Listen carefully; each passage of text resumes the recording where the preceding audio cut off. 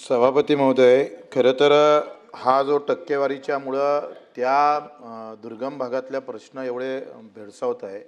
पैसा आला तो आदिवासींच्या भागाचं भलं करण्यासाठी. परंतु आता काय झालं साहेब, का पैसामुळं आपण इतर भरू शकत नाही आणि आदिवासी क्षेत्रामध्ये ती गुणवत्ताधारक विद्यार्थी भेटू शकत नाही. हा मुळात प्रश्न आहे आणि त्याच्यामुळं हा सगळा शिक्षणाचा पासून हा वर्ग पूर्ण दूर गेलेला आहे.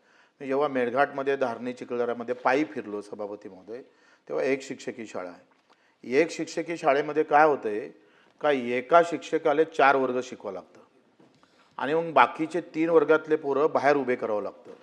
कारण एकखट्टे शिकवलं तर कोणतं घ्यावं त्यानं हे पण समजत नाही. पहिले निर्णय घेतला पाहिजे का हा 2 शिक्षकी करणं फार महत्त्वाचं आहे. काही असो, 1 असो 2 असो, शिक्षणापासून वंचित राहिला नाही पाहिजे. हा सावित्रीबाई फुलेंचा महाराष्ट्र आहे. त्या हिशोबानं तुमच्यासारखे बहुजनातले मंत्री तिथं असताना अशा प्रकारचा आदिवासी भागातला एखादा विद्यार्थी वंचित राहत असेल तर हे सगळ्यात मोठं पाप आहे. ते पाप तुमच्या हातून होऊ नये म्हणून आमचा आग्रह आहे का पहिले निर्णय घेतला पाहिजे का कुठलीही शाळा 1 शिक्षकी ठेवणार नाही, ते 2 शिक्षकी ठेवो. पगाराचा प्रश्न नाही, एकही माणूस पोरगा शिक्षणापासून वंचित राहिला तर त्या घराचं, परिवाराचं वाटोळं झाल्याशिवाय राहणार नाही, हे लक्षात घ्यावं. पैसामध्ये किती शिक्षक मिळू शकतं, आदिवासीमध्ये तुम्ही 50% ठेवलं का नाही ठेवलं, मग ते भेटते का नाही भेटत. आता माझ्या फॅक्टरीत मालच नाही आहे, मी देऊच शकत नाही, ठरवलं पाहिजे का नाही.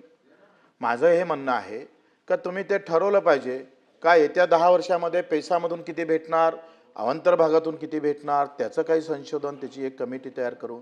नाही भेटत असेल तर त्या आदिवासीतल्या गुणवत्ता विद्यार्थ्यांना 10वी पासून उचल करून. काय होते तुम्ही लक्षात घ्या, एक आदिवासी मिनिस्टर म्हणून तुम्ही सांगा आम्हाला तलाठी पैसामधला भरावं लागतं, आदिवासी भरावं लागतं, आरोग्यसेवक भरावं लागतं.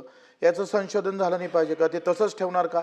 पैसा आला चांगल्यासाठी, पण तेच जर तलवार होत असेल तर मग काय अर्थ आहे. याचाही तुम्ही अभ्यासू मंत्री आहे भुयार साहेब आणि ते वर्धामधले आहे. महात्मा गांधीजींचा तुमच्यावर बरेचसा चांगला प्रभाव आहे.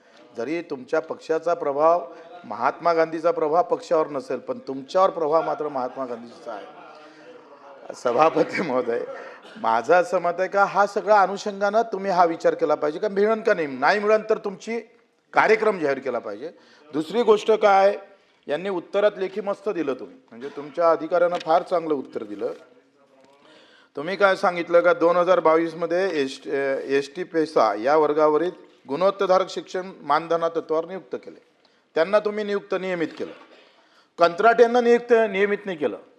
इकडे मानधनावर नियुक्ती करणं, ज्यांची नियुक्ती केली शिक्षकांना त्यांना तुम्ही नियमित नियुक्ती करता आणि कंत्राटीवर तुम्ही करताय त्याला म्हणता नाही ते आम्ही करत नाही, तो काय आहे तो वेगळा विषय आहे, तो आमच्यासाठी बरोबर नाही आहे. माझं म्हणणं आहे का समानता असली पाहिजे का नाही. आता परीक्षा पोर्टलमध्ये तुम्ही डायरेक्ट नियुक्ती करत ना, त्याला प्राधान्य देत नाही, तर हे बरोबर होणार नाही. याबाबत काय निर्णय घेतला. कारण तुम्ही कंत्राटी जेव्हा नेमले असन तेव्हा गुणवत्तेवरच नेमलेले आहे. असं तर नाही आहे का आला ढोरं चारणारा पकडला आणि उद्यापासून शिको बाबा हे, असं तर झालं नसेल. आणि मग कंत्राटीवाल्यांसाठी वेगळा न्याय, मानधनावाल्यांसाठी वेगळा न्याय. मानधन काय कंत्राटी काय, शब्दाचा प्रयोग आहे. शब्दप्रयोगामध्ये तुम्ही सगळा हा खेळ चालू ठेवला आहे. आता याच्यातला जो प्रशासकीय अधिकारी आहे हा खरी ज्ञानबाची मेघ आहे, ते तुम्ही काढली पाहिजे भुयार साहेब.